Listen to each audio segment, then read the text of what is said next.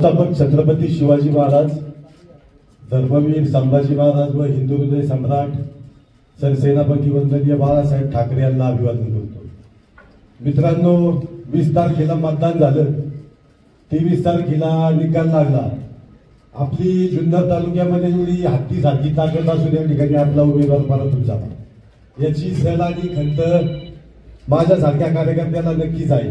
असो, या ठिकाणी प्रथमतः जे 67-68 हजाराचं मतदान या जुन्नर तालुक्याच्या मायबाप जनतेने महाविकास आघाडीच्या माध्यमातून सत्यशील दादा यांना केलं, त्याबद्दल मी या जुन्नर तालुक्याच्या मायबाप जनतेचं नम्रतापूर्वक अभिनंदन करतो, आभार मानतो।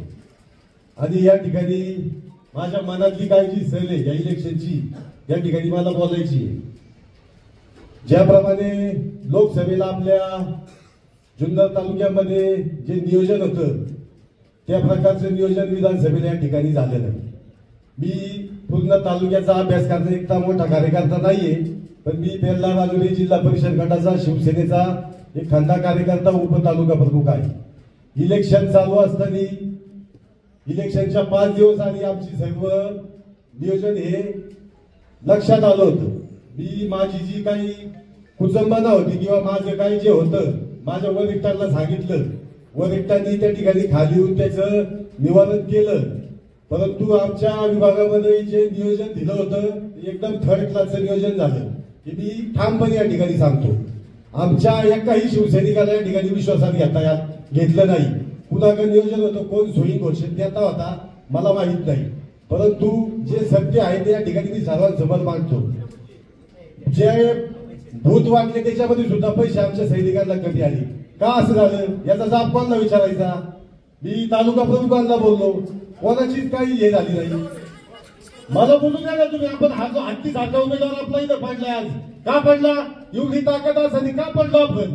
5-6 हजार मतांनी पडलो। माझ्यासारख्या शिवसैनिकाच्या मनात नाही राहत, तुम्ही नियोजन देताना आम्हाला विश्वासात काय घेतलं नाही? मी उपतालुका प्रमुख आहे का कोण आहे? माझा आवाज मोठा आहे, मी बोलत नाही।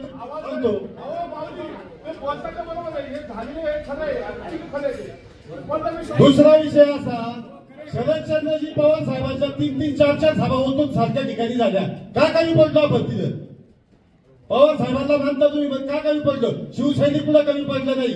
इथं सगळे राष्ट्रवादीच्या कार्यकर्त्यांकडून आपलं शिडी गेलेलं आहे, एवढंच या ठिकाणी मी सांगतो। तुम्ही बोलता, मी जास्त बोलत नाही, थांबतो। जय हिंद, जय महाराज। यानंतर विनंती करतोय